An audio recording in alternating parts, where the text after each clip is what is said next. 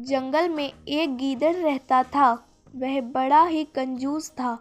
क्योंकि वह एक जंगली जीव था, इसलिए हम रुपए पैसों की कंजूसी की बात नहीं कर रहे हैं। वह कंजूसी अपने शिकार को खाने में किया करता था। जितने शिकार से दूसरे गीदड़ 2 दिन में काम चलाते थे, वह उतने ही शिकार को 7 दिन तक खाता।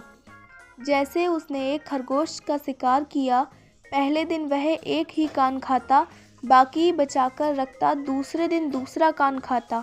ठीक वैसे ही कंजूस व्यक्ति पैसा घिस घिस कर खर्च करता है। गीदड़ अपने पेट की कंजूसी करता, इस चक्कर में भूखा रह जाता था, इसलिए दुबला भी बहुत हो गया था।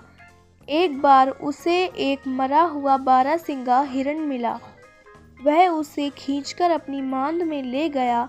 उसने पहले हिरण के सींग खाने का फैसला किया, ताकि मांस बचा रहे। कई दिन वह सींग चबाता रहे। इस बीच हिरण का मांस सड़ गया और वह केवल गिद्धों के खाने के लायक रह गया।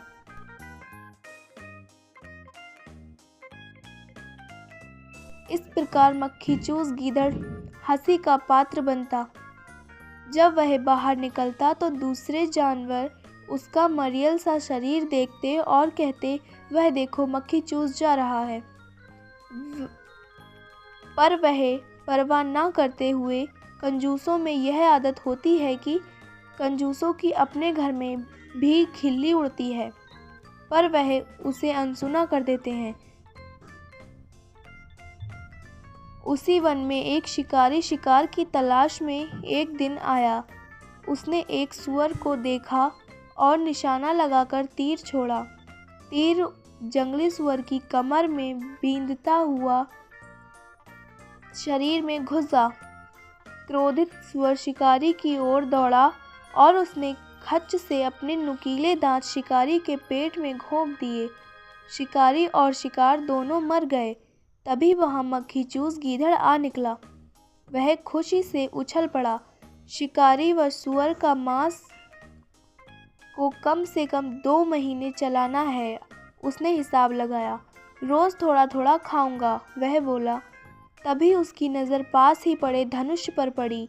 उसने धनुष को सूंघा। धनुष की डोर कोनों पर चमड़ी की पट्टी से लकड़ी से बंधी थी।